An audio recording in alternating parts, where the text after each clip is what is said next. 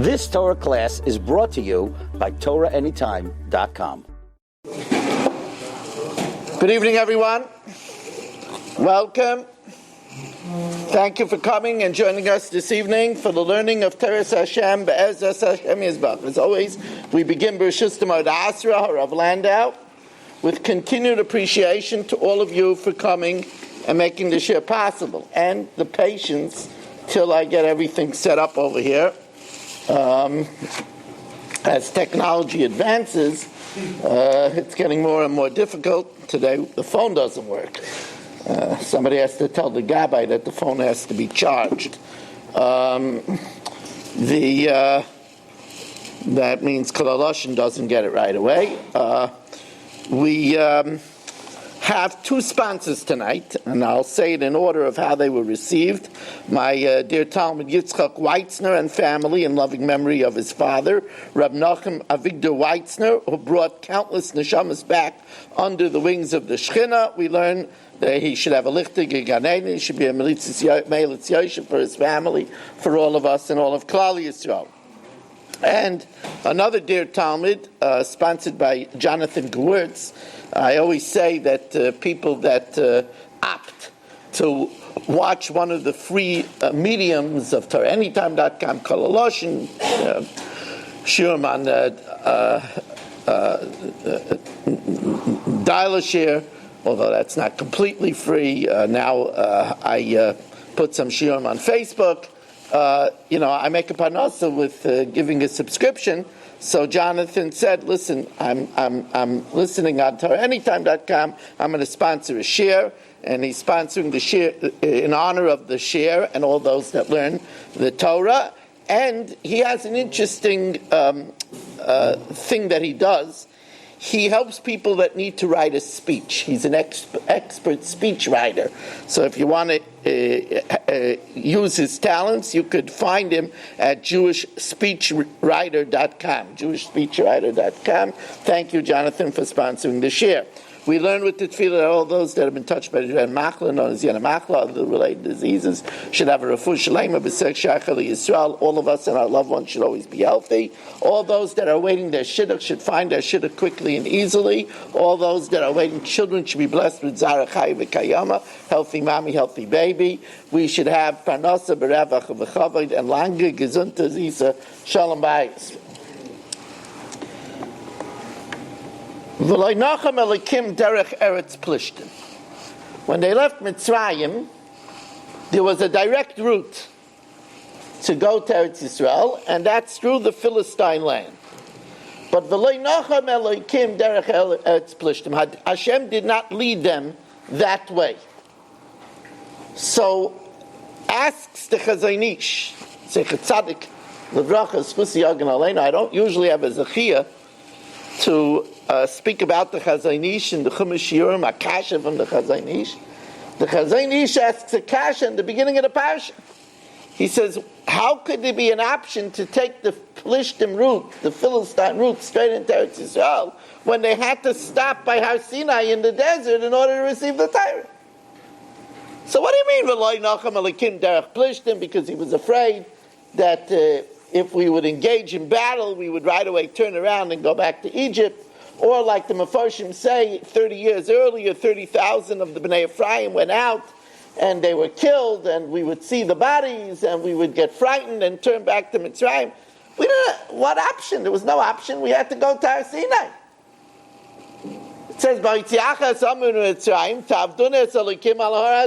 and by the way, it could very well be that, we always understand that the 30,000 of Ephraim died because they left early. They left before the Kates. But also we know that they died because the only way we deserve to get out is because of going to get the Torah. When they left, they weren't going to go to get the Torah. They didn't know what to do. So if you leave without getting the Torah, you're going to die, right? It says, "V'chamushim alu b'nei Yisrael me'eretz Mitzrayim," and we darshan v'chamishim for 50 days, right? In 50 days, they went out to get the Torah in 50 days. So they left without that mission.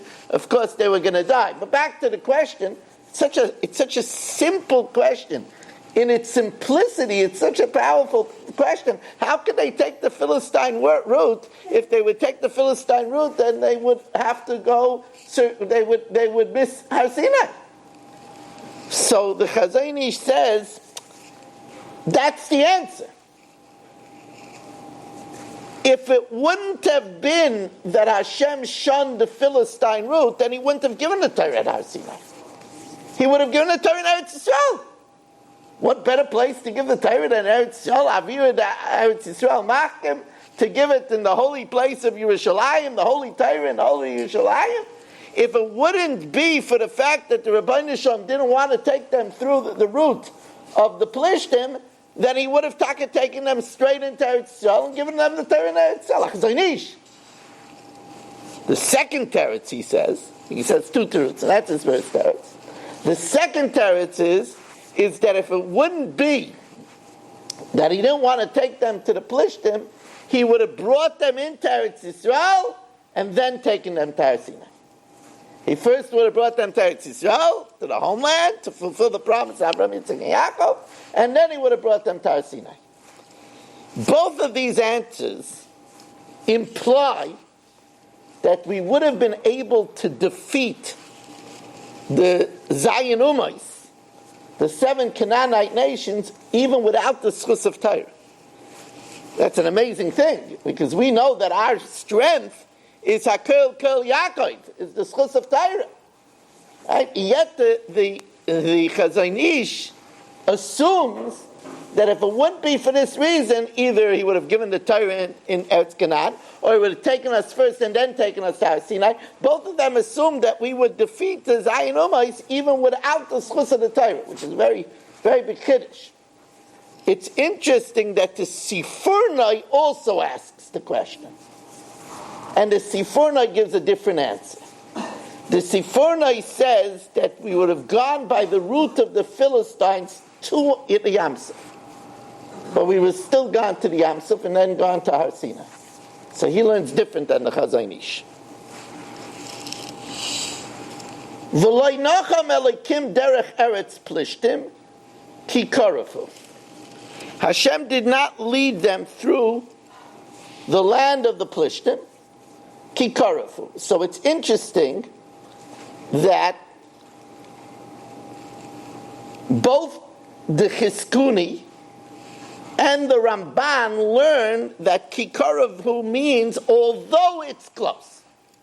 That Hashem did not choose the Philistine way, ki karafu, although it was the closest route, but still, even though the GPS selected that way, since it was the least mileage, right? That was the GPS's preferred choice. Kikaravu, that's the way the GPS doesn't care that it takes you through Manhattan. It doesn't care.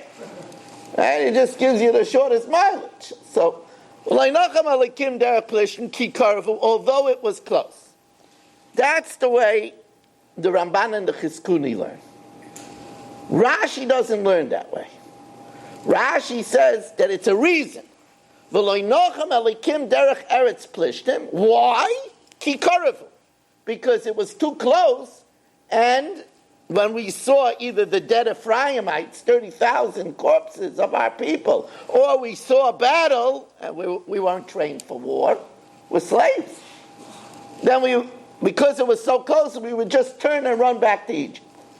Says the Paneach Raza, a sparkling pshat that lends to the understanding. He says that if we would have taken the Philistine route and got scared, we would have been able yet to return within 3 days. Remember, we had told the Egyptians that we're only going out 3 days, and then we're coming back. He says it was close enough that we could have still turned around, come back, and be in the good graces of the Egyptians. We would have gotten back within 3 days. That's what the Paneach Raza learns. And therefore Hashem took us further out, where it would be less of a temptation to return, because we would have never gotten back in 3 days. And then we wouldn't have gotten a good greeting when we came back.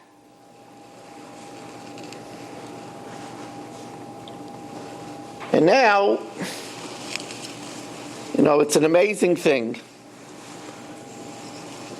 Almost every time I learn this parsha with you, I speak about this pasuk, and every time I see new insights with the help of the Svarim HaKadoshim. It says, "Vayikach Moshe es atzmus Yosef imay."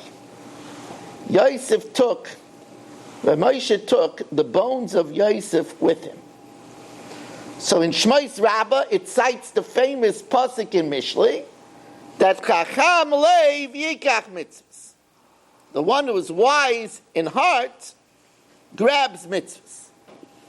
So here's everybody else, it says, filled up 70 or 90 donkeys of wealth. And Moshe Rabbeinu was busy with Chesed Shel Emes, with retrieving the bones of Yosef. So Chacham Leiv, the wise at heart, Yikach Mitzvahs. So of course the famous kasha is, they were also doing mitzvahs. It was a Ferish Mishnah. Mitzvah, Sha'alna, ask them please to borrow from the Egyptians, so that Oisei Tzaddik shouldn't say, but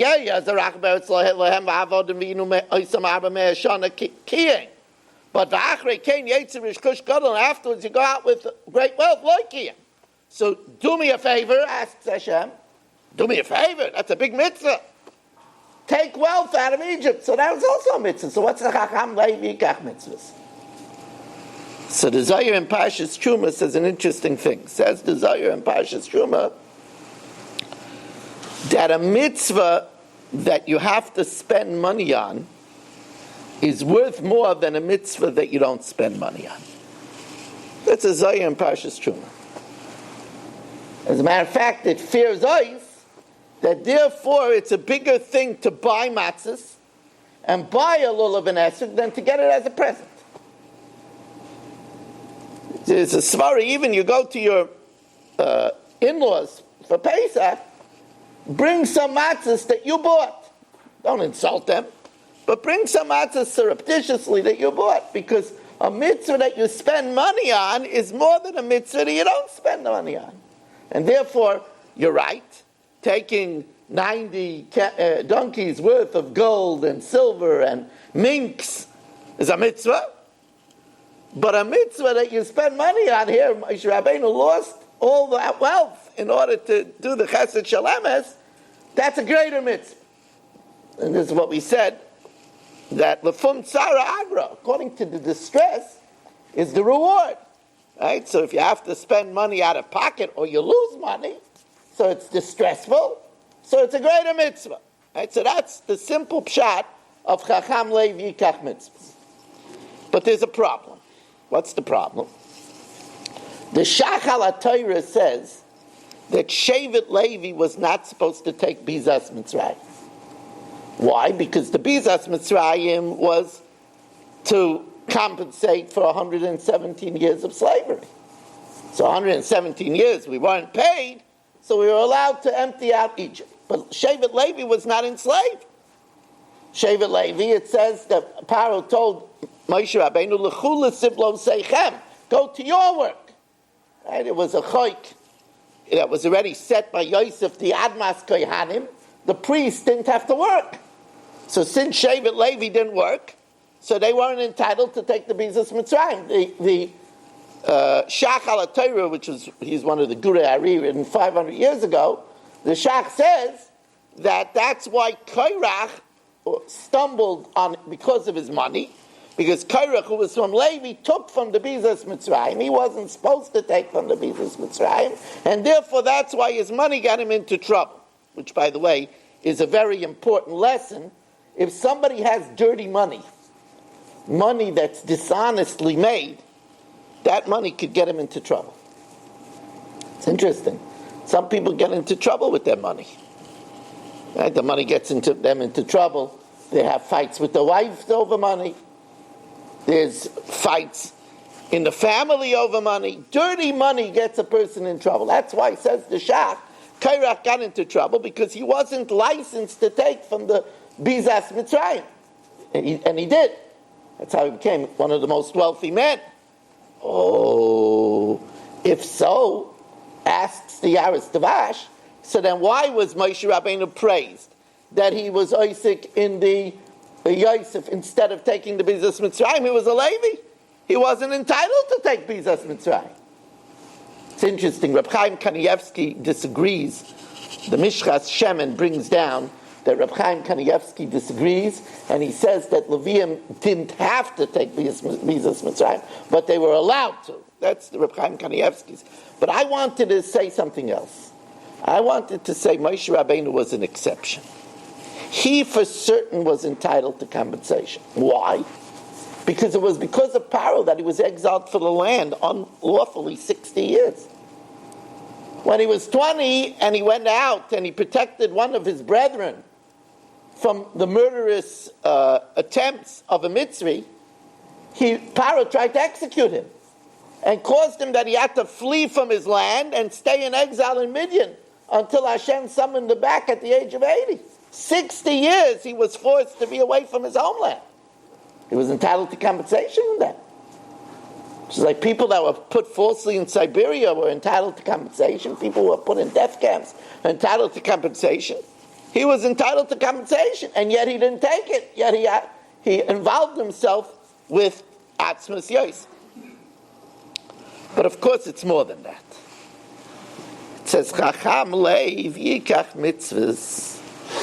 Now it doesn't say Chacham Leiv Yikach Mitzvah. It says Yikach Mitzvahs. We have to understand what's happening over here. First of all, what's a Chacham Leiv? Ezel Chacham Araya Esanoilot. Moshe Rabbeinu knew that we went down to Mitzrayim and were slaves because we kidnapped Yosef. We would only successfully get to Eretz Yisrael if we returned Yosef to where he was taken from. He was kidnapped in Shechem. It would have to be brought back to Shechem. So Moshe Rabbeinu foresaw that we would only escape the Egyptians and get out if we had Atzmas Yosef.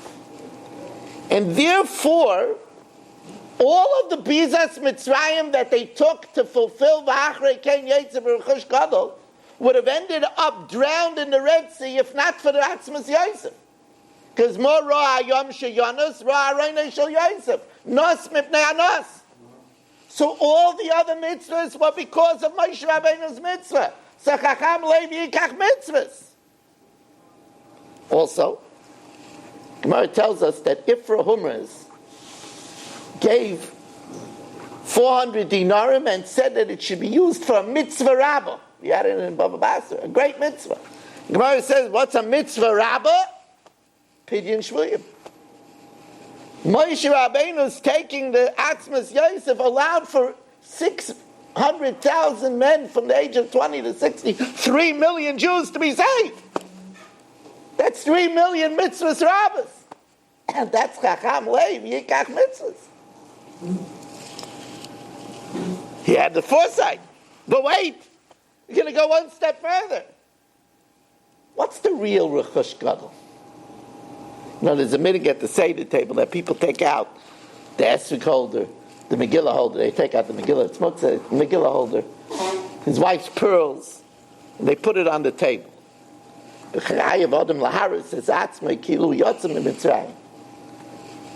it's also brought down that you should put your Chidushay Torah on the table. Because Toivli Torah's Picha Me'alfei Zav V'chesef. But more than that, the real V'achrei Chen Yetzer Rechush Gadol was the Torah. And because Moshe Rabbeinu took out the Atzmas Yosef, that's why Klal Yisrael got the mitzvahs, the Torah.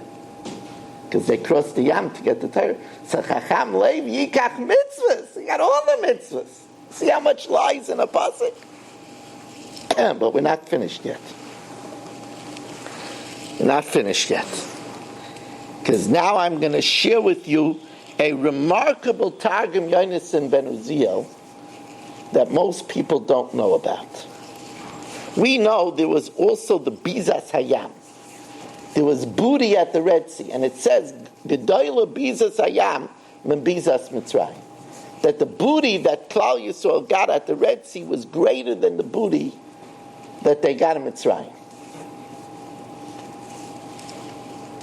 Which leads everyone to ask the question, how could the biza of the Yam, the spoils of the Yam, be bigger than the spoils of Egypt? We left nothing in Egypt. It says, "V'yenatzlu es Mitzrayim," we emptied out Egypt. We knew that where everything was in the plague of darkness, we took everything. It says, "Kimitzula she'ein badagim," like a river without any fish. There's nothing left. So what did they have that could make the Bizas Hayam bigger than Bizas Mitzrayim? So it's interesting. The Yalkut asked the question, and the Yalkut answers that Paro opened up the treasures of Yosef when he bought from all over, when he sold to all over the land, and that was the Bizas Hayam. And we know that, so now what Yosef collected was for the sake of, so we see that the famine was for the sake of enriching Klal Yisrael. That's the simple explanation of Bizas Hayam. But there's a Targum Yonasan ben Uziel, which is fascinating, and it unveils interesting things. I'll tell you the truth. Until this year, I was unaware. Add it to the long list. My Talmidim know how many times I say I was unaware. Add it to the long list of things that I was clueless about. Baruch atah Adonai Eloheinu melech haolam she'akol niya b'dvaro.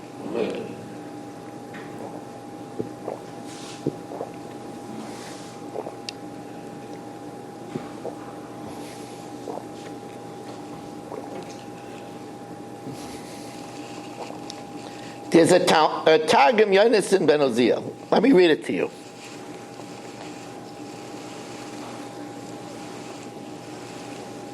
When the Mitzrim caught up to us, when we were facing the Yam Suf, it says, Ro oisam oisvin misvasai. They saw the Jews gathering from the edge of the Yam Suf margolius pearls, va'avonim toivos, and precious gems.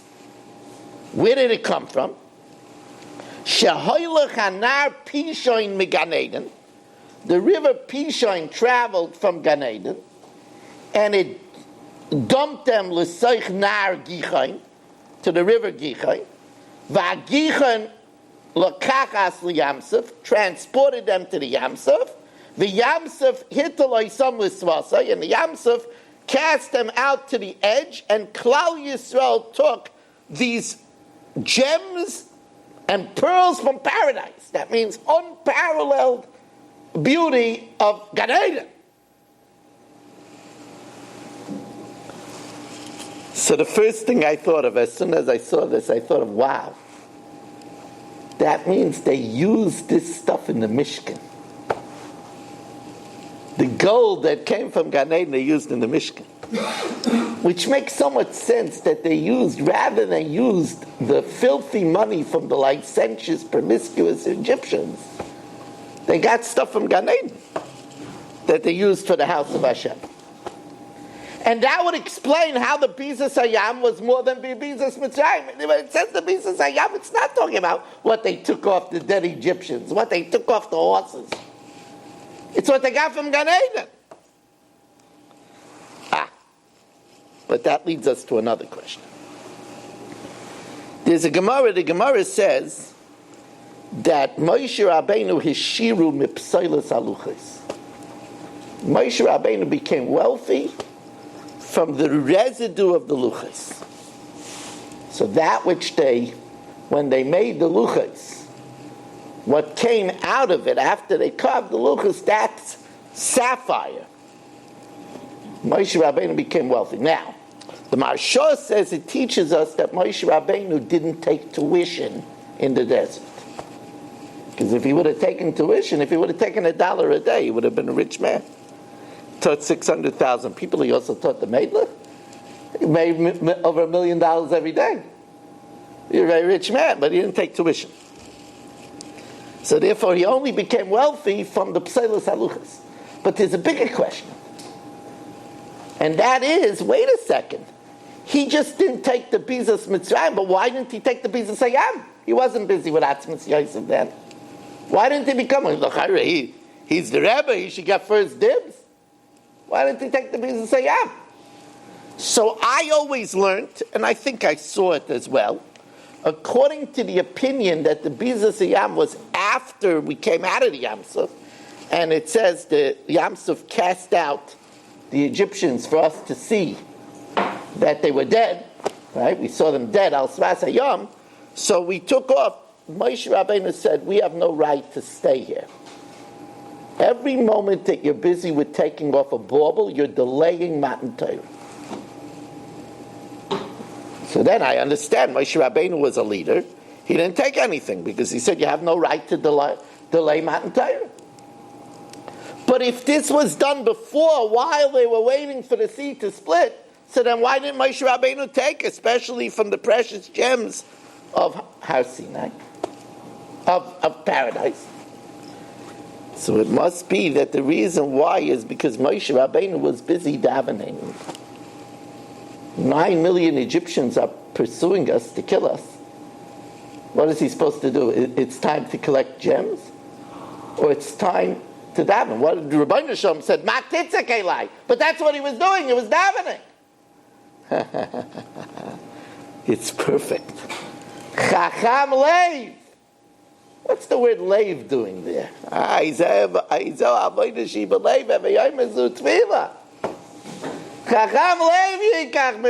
was busy davening while everybody else was collecting the gems. He was busy davening. You see what's in a Maimon Chazal? You see what's in a pasuk in Mishlei? I mean, every year there's layers and layers and layers that unfold in front of you.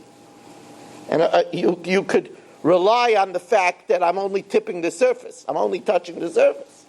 We only have 120 years in this world. We only touch the surface.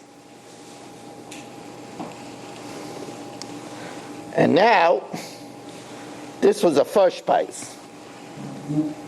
Now I'm going to give you the main course, one of the main courses. This is something that's been percolating in me the whole week this week. I'm going to tell you something that I'm not sure I should tell you. It's a risky pshat. But I will say that I discussed it this week with several eminent Talmidei Chachamim because I felt so scared to tell you the pshat. You'll see why I'm scared. And they both told me, two eminent Talmidei Chachamim both told me it's at least viable. So I'll say it. And I'll say it, it's like Rav David once said about one of my Chidushim, Rav David Feinstein, what did he call it? My piece on Megillas Esther. He called it I forget he used a very diplomatic word. I forgot what he called it.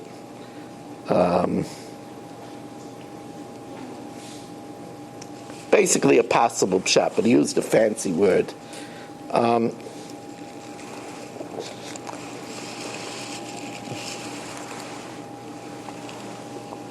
Vayomer Paro livnei Yisrael.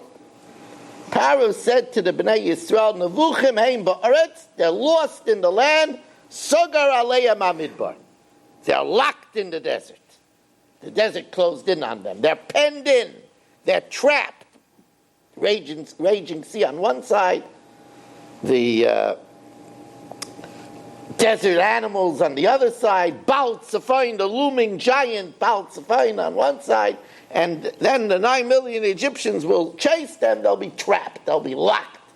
They're caged in. So the question is, Vayomer Paro l'bnei Yisrael, Paro spoke to the Bnei Yisrael. What do you mean? The Bnei Yisrael left Mitzrayim. What does it mean, Vayomer Paro l'bnei Yisrael? So Rashi, it's interesting that Rashi doesn't say Ketargumai, which lends itself to the belief that maybe Rashi didn't even think there was an alternate pshat.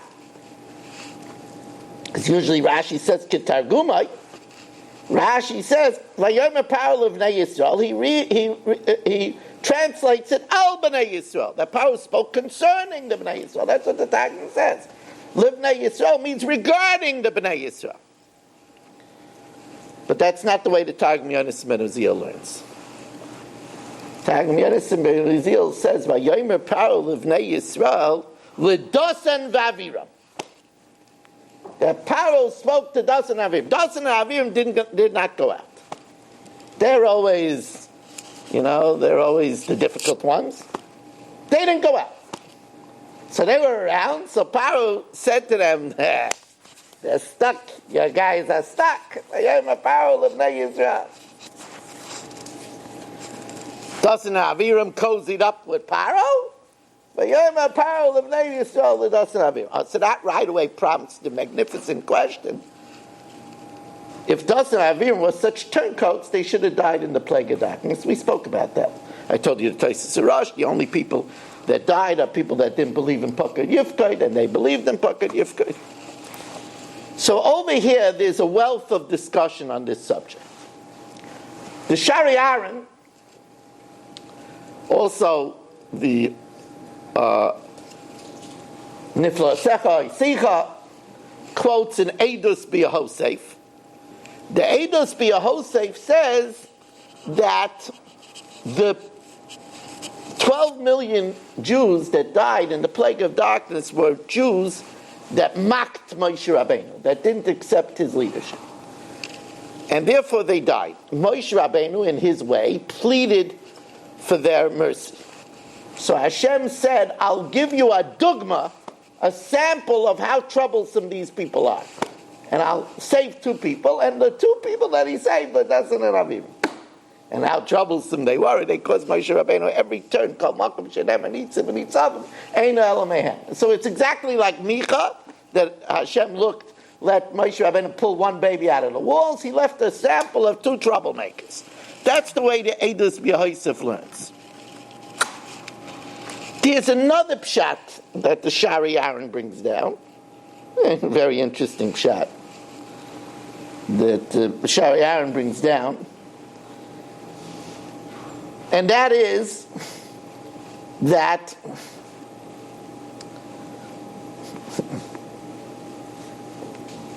by the way, that pshat, what I just said, was from the Tfuah Shar, from the Haggadah's Nusach Tema. This pshat that I'm going to say now is from the Eidus B'Yahosef. The Eidus B'Yahosef said that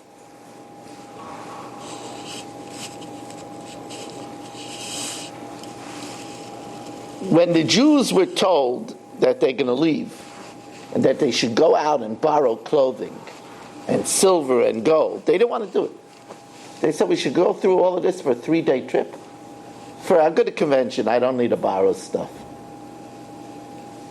So Hashem told Moshe Rabbeinu, "Daber na ba'oznei ha'am." Tell them in their ears that we're going out for good. And that's why they should take it, because we're going out for good. And those that didn't want to do it, they died. But they didn't tell Dosan and Aviram, because they already know that Dosan and Aviram were a snitch.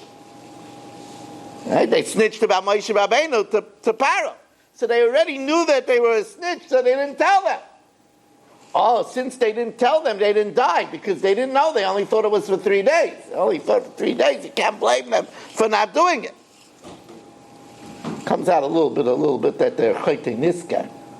According to this pshat, they ended up profiting because of the fact that they were snitches. Okay. But comes along the Gadol Adar of his time, the rarefied, holy, saintly Maril Diskin, Rabbi Shua Leib Diskin, Zeichet Tzadik Levrachas Chusa Yogan Aleinu. The Maril Diskin said, he says a Yesoid Oyim V'Noira. He says it's known that Dosan and Aviram were from the Shaitrim. And that means that when the Egyptians said, "Why aren't the Jews making enough bricks? Beat the Jews." So it says that the Shaitan, instead of beating the Jews, they took the beating on themselves. And they got beaten to the point that they smelled, their body smelled from the lashes. So that when Moshe Rabbeinu came out of the palace, and Dosan and Aviram said to them, "Hivashtem es reichenu," you make us stink, our flesh is stinking from the beatings. Says the Maril Diskin that Dasan and Aviram took the beatings upon their own body to protect other Jews. They saved other Jews from suffering. For that reason, they were saved. That's the Maril Diskin.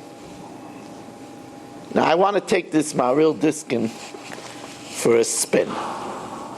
Well, that's not respectful. Let's forget about that phrase. We don't take the Maril Diskin for a spin. It's not a car. It's a Gadol Ador. Got to watch how you talk about Gadol Ador. Erase that from the tape and from your minds. But I want to go a step further. Little me. Remember, this is only little Pee-wee Weiss that's saying this. But I have to tell you a Ber Mayim Chaim. And it's others as well. The Pasuk tells us, Ki basus paroi v'richba v'farashav bayam, that the sus paro and riders and horsemen went into the sea, and then uvenei Yisrael holchel bayabasha b'seich hayam. What does that mean? The Bnei Yisrael went in before, not after. So the Ber Mayim Chaim and others say uvenei Yisrael holchel bayabasha. Miet Rabim Shnaim, it's referring to Dasan and Aviram. Because they were with Paro, they went into the sea afterwards, and the sea split again for them. Which is a pella. The sea should split for them?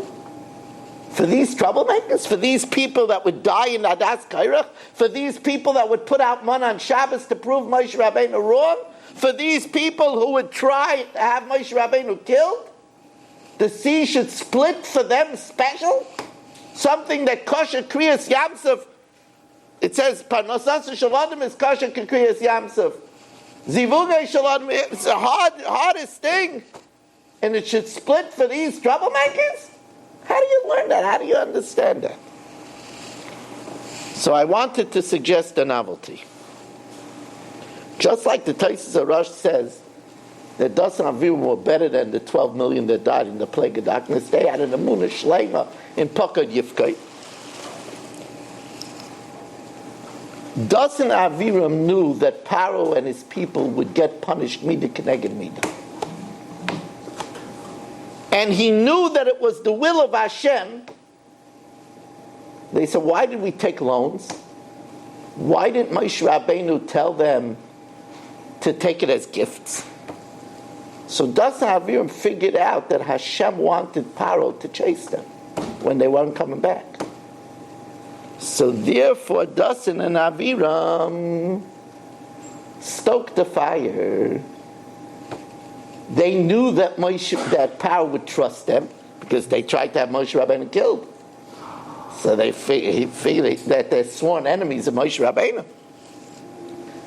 And they decoyed Paro to go and chase the Jews.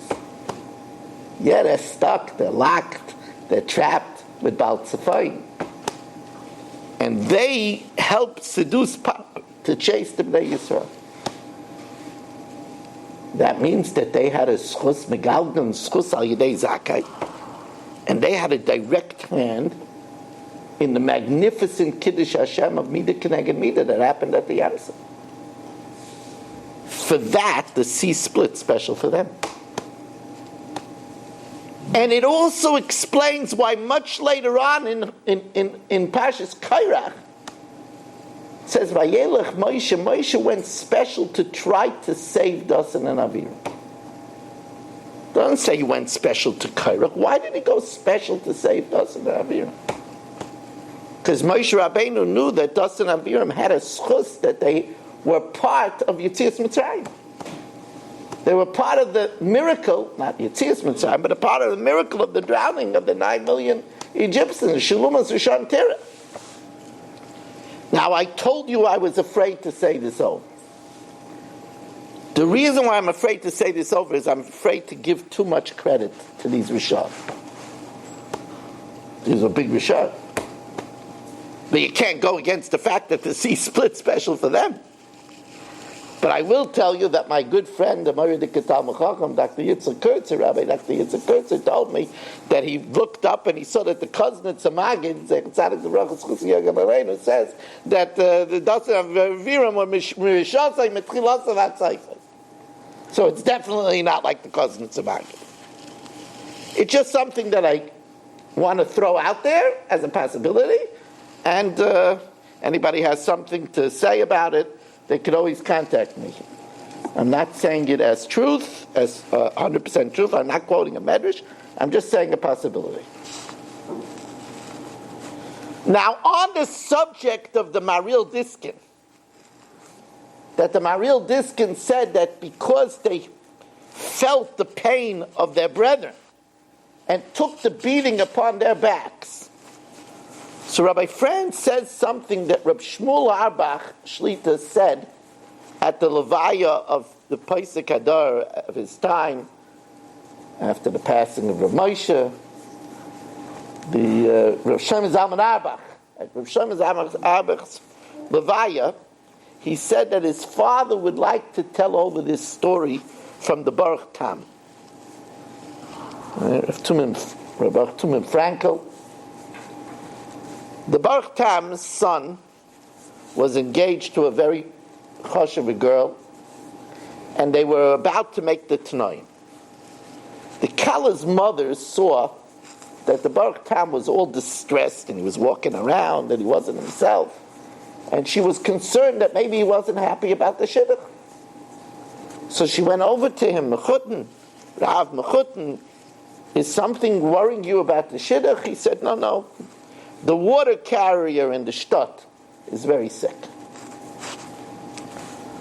So, the water carrier is like on the bottom of the totem pole. He's like the lowest of the low.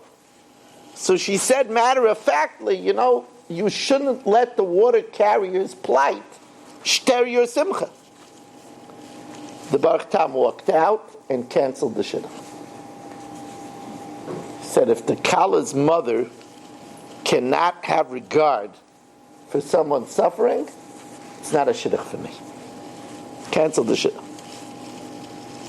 Scary story, but Rav Shmuel Arbach said that was a favorite story by his father because that's how much Rav Shlomo Zalman Arbach thought about every yid. And then Rabbi Franz, it's interesting. Rabbi Franz asks a kasha. We know that in this week's parsha we have, I wish I could talk about it the whole time. When young Rabbanim asked me what they should talk about, I tell them, talk a lot about tefillah. Because people have a hard time retaining their knowledge. They hear things and they don't remember it. But when you talk about tefillah, they review it in their davening every day. So there's a better chance of retention. So really it would be great if I spoke the whole time on Oz Yosher. People will have a chance of retention. That's not how the shir works out. I never know what I'm going to speak about. I open up the Svarim, and the schus of the Rabbim helps me. That's what happens. I didn't mention in the beginning of the shir, and it was foolish of me, that we learn the Refuah Shalema from Miriam Liba Bas Devora, my Rebbetzin. Yesterday she had chemo, and today she's suffering. While I was preparing, I was watching her suffer from the after effects of chemo, and everything she does, she would ask me, is the shir going good? So I said, not yet. She said, you'll see, you'll have kvitzas haderech.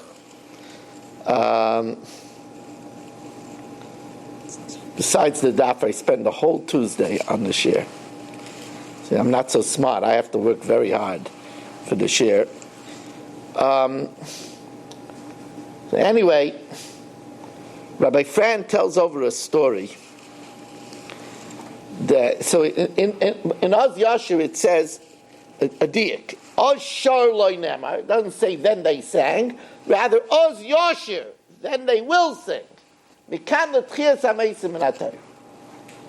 So Rabbi Fran asks, why at the beginning of Oz Yashir do we learn about Tchias HaMeis? So he says when the Belzer Rebbe, after the Holocaust, after the Shaya, opened up the Beis Medrash in Haifa, he was gathered by many survivors, and as they were going to do the Hasidim have an avodah of Zmiris, he saw that they didn't have their hearts in the Zmiris. So many of them lost every vestige of their family, wives, children, parents. Their heart wasn't into singing. So the Belzer Rebbe told them, that's why there's a lesson of Tchias HaMesim at the beginning of Oz Yasher. Standing at the Yam were the survivors of Klal Yisrael. Amongst those survivors were 12 million or millions of Yisrael. 12 million people died. Their children didn't die. There were millions of Yisrael. They didn't feel like singing. So Moshe Rabbeinu said, just remember, there'll be a Tchias HaMesim. So he says over an interesting thing. There was a woman who was a widow, lost her husband, and then her son died in one of the wars in Eretz Yisrael. And that wiped her out. She didn't want to attend Simchas anymore. All she would go to was Levias. So one time she was in the cemetery, and she came across Rabbi Levine, the tzaddik in our time, came across his matzeva. It's interesting, I didn't know this. I don't know if it says this in the book of Tzaddik in our time. Maybe it does. I didn't read it for a long time, but I don't remember it. But on his matzeva, it's written the following request. Such an interesting thing. He says, "Shekol mi shebol ispala." Whoever comes to my grave to daven, Yomer b'kol kavanasa, should say with all of his concentration, her concentration, Ani ma'amin be'emuna shleima shetiyah tchias HaMesim. She came on that, and that injected life into her.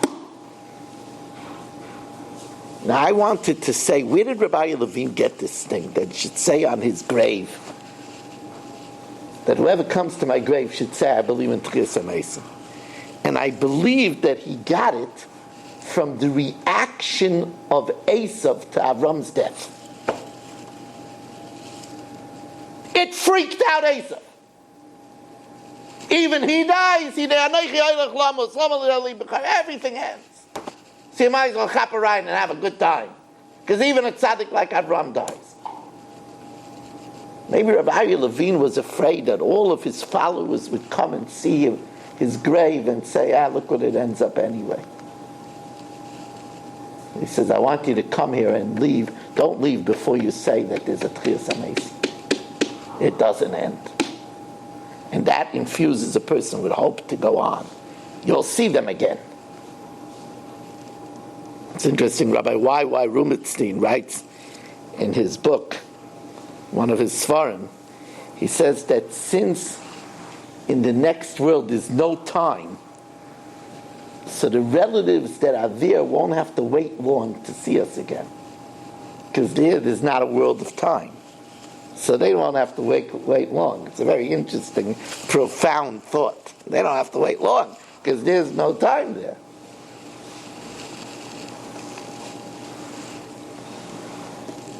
Since I spoke to you that we should say something about Oz Yashir, we daven every day, so I'll give you one thought.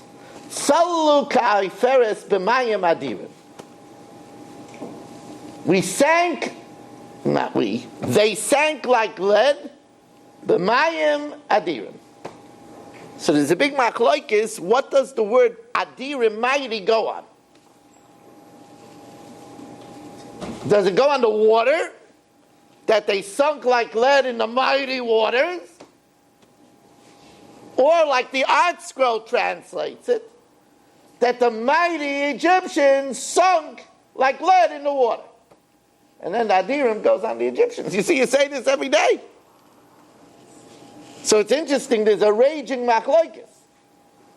If you look in the Chumash, right in the Chumash, you'll see that the Rashbam and the Ibn Ezra say it goes on the water. Salu ka'aferes b'mayim adirim, in mighty water. They sunk like lead in mighty water. water. What's even more fascinating, although Rashi is silent over here, but Rashi in Chumash Shoftim says that way also. I wish I knew this from my Bekiyas, but I don't. Mishcha Shemen brings down this Rashi in Shoftim. If you want to check out this Rashi in Shoftim, it's in Perek Hey, Pasuk Chaf Hey. Rashi says over there, Shamayim nikru adirim, shenemar b'mayim adirim. So Rashi learns that the adirim goes on the water too. Yet the Mishnah Berurah says that you should put a comma after mayim, and you should read it tzalalu kai first b'mayim, stop adirim.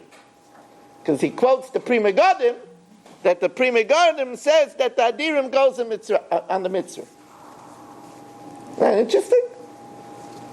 You go like the Mishnah Berurah, and who doesn't go like the Mishnah Berurah? So we put a comma, tzalalu kai first. They sank like lead, b'mayim in the water. Who? Adirim. The mighty ones, the Egyptians sank. So the Adirim is not going on the mayim. It's the way the Mishnah Berurah quotes. Actually, there's the Mishnah Shemen then goes on to say it's a machlokes in Midrashim. But it's interesting, Rashi in Shoftim is not like the Mishnah Berurah. Rashi in Shoftim says that mayim is called Adirim, like it says Mamayim Adirim. Very fascinating. I want to just to add a little caveat, and that is there's a little bit of a mashmois that it's like Rashi and Shoftim, like the Rashbam, like the Ibn Ezra. Why? Because if Adirim is going on the Mitzvah, we would think that the mighty Egyptians were the sinners. They wouldn't have sunk like lead. It says those that sinned got tossed around and didn't die right away. So if the Adirim goes on the Egyptians, it's not likely that they sunk like lead. It's more of a raya like Rashi, like the Rashbam, like Ibn Ezra, that b'mayim Adirim is going on the mayim. Just a thought. Now I'm going to tell you such a brilliancy. Again, doesn't need my askama. A brilliancy from the Chassam Sofer. Mamish a brilliancy. Zech tzadik. L'vrachas chusu yagen aleinu. It says, Ish lefi ochloi oimer legilgailas. So the Gemara says in Eruvin, on Daf Pei Gimel Amud Beis, that ha'oichel kashir oimer harizeh bari. If you ate just an asiris eifa, you were healthy. Yes, sir. If you ate more, rapson, you're a glutton. Pachas, mekulkel. You ate less, that's not enough to be healthy. Ask the Chassam Sofer, if everybody got an asiris eifa, what did the little children do? The little children didn't need all of that. So what happened to the leftovers? If somebody else to eat it, you can't eat it because you're rapson. To leave it says, you're not supposed to leave it until the morning. So when I saw the kasha, I thought to myself, well, maybe they did a chesed, and the people whose mun, they were wicked, and the mun fell miles away, they said, here, have from the children, so you don't have to walk miles. Could be. Chassam Sofer says such a brilliancy. Chassam Sofer says that the asiris ha'efa is measured lefi goydlam, according to the thumbs of each person. So that the children, their thumbs are small, so their asiris ha'efa was smaller. And as their thumbs grew, more man fell for them. So it was adjusted by Hashem. What a brilliancy. Chassam Sofer.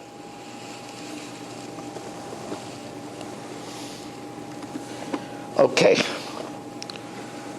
Now we're going to get very practical for a few minutes.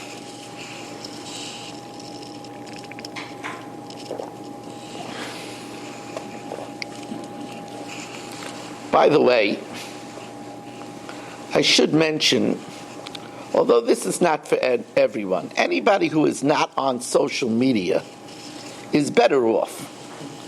It's better off. Social media is not, it's not a healthy medium. It's much better to go on TorahAnytime.com. And if you don't have a computer and internet, you go on Kol HaLashon. It's much better. But it's a very big world. I told you once that Rav Alexandria spoke in the Shuk. Why did he speak in the Shuk? Nobody wanted to give Rav Alexandria a shul. Rav Alexandria a shul? The answer is he wanted to speak to the people that don't come to shul. I mean, I couldn't believe it. I started posting some shiurim on Facebook, and I have people that are contact me from places where I have to look up. I never heard of the places. Somebody contacted me from Dakar, Senegal. Never heard of Dakar, and I never heard of Senegal. It's on the tip of southern Africa. From Uganda, from Venezuela, from Brazil, from France, from Spain, from Italy. So, if you know someone that is on the Facebook, they could friend me in Facebook and there are certain shiurim that I'm recording especially for Facebook. It says, they collected it every morning. So the question is, why didn't the mun fall once a week? Why did the mun fall every day? So the Zohar says that it's in order that we should pray for it each day. And that's pshat in the pasuk of Tehillim, Baruch Hashem, Yom Yom, every day Yam Yislan. Hashem wants us to have a kesher with Him every day. The Mabit says in the Bshalach Gems, Heilige Mabit, Shehasmodai satfila b'chol yom, being consistent and praying for our sustenance every day, machnis odam lelibai, it allows a person to inject into his heart, shehashem hu Elokim, umeichen umeizin l'chol briyosef. That creates a kesher between us and Hashem. If we would only get it once a week and daven once a week, it would only be once a week.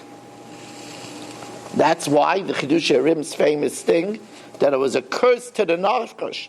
That doesn't sound like a curse. Right? He has his food wherever he goes. His food. You're never going to die of hunger. Hashem says, I don't want to hear from you. Get out of here. Here's your food and leave me alone. The Parsha Makima brings down, and this is something, sometimes we know who our Gedolei Yisrael are, but sometimes you hear something from a gadol that's so, like I always say about the Frierdiker Satmar Rebbe, that his hamapel was longer than his sleep. That's like, that just shows that we're not on the same planet as he was. Somebody's hamapel is longer than his sleep. It's not, that's not the same kind of human being as us. So this is another thing. They say about the Brisker Rav, that the Brisker Rav would not allow a wealthy person to give him more money than a month's care for the yeshiva and the kollel. If a wealthy man would come in and say, I want to give you a check for the whole year, he wouldn't take it.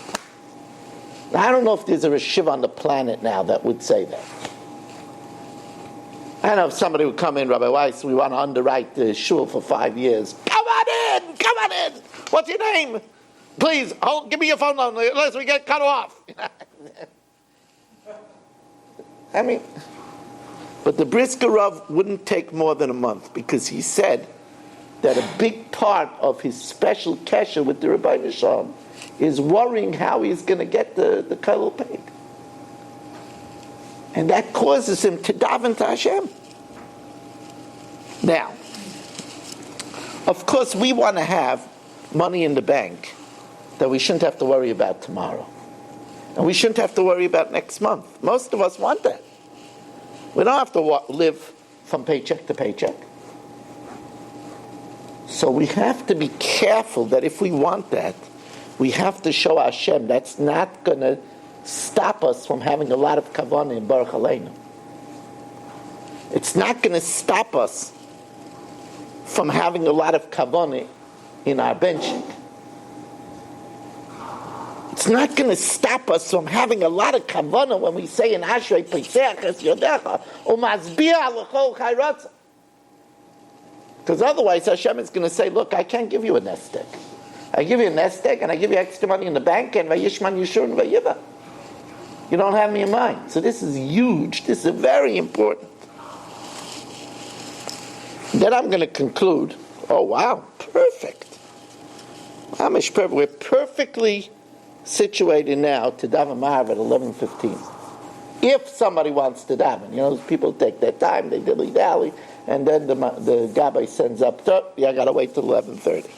So if, I don't know, maybe you're not in a rush, but if you want tefillah to be at 11:15, then go up right away, right after we say the Kaddish. Now, just for the final thought of the evening. Vayamoidu ba'omer v'lo hedif hamarbe v'hamamit lo yechser ish lefi achloi lokatu. Somebody goes out, he has a big appetite. He says that the mun tastes like whatever you want it to taste like.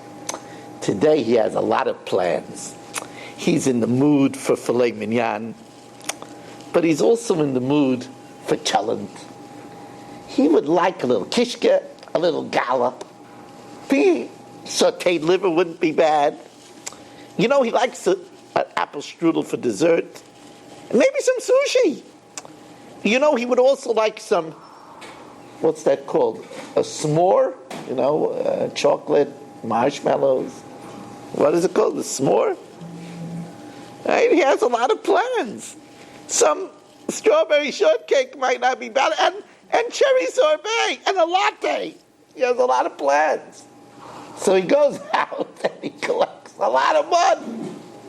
He comes back and all he finds is an asir sa'efa.